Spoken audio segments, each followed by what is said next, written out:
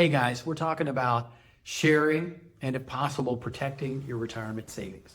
So Texas presumed community property, which means just and right division default is 50-50. Everything belongs half to each spouse. Where that becomes important to protect and perhaps trade other things for is if you are an employee of the state of Texas or any political subdivision of the state of Texas, which basically means if you work for the county, if you work for the school district, if you work for any state agency and collect a state-funded paycheck, you're in the mandatory retirement, the Texas retirement system or the county retirement system or some other mandatory retirement system. And you need to do whatever you possibly can to protect that asset in a division of property divorce situation, because the thing that becomes painful for state employees is that if you divide that asset late in the marriage, say you've been working for the state for 30 years, and then you get divorced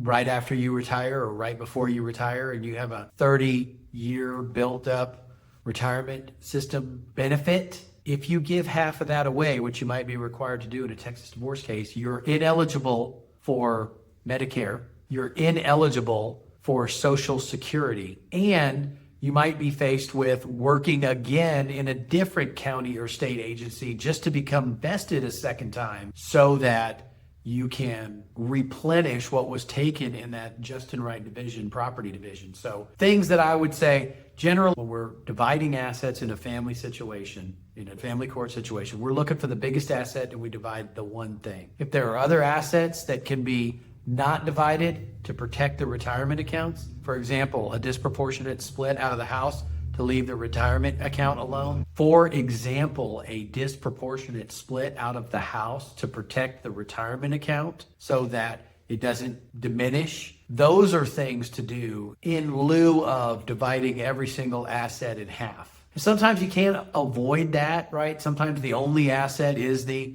big retirement account or the big state funded or county funded retirement account. There's no way to avoid that. But if at all possible, if there are other assets to avoid and you want to do some horse trading, be in control of that, right? Don't divide every single asset in half. You may have to give a little more on one piece of marital property to protect that retirement investment. And you should consider doing that.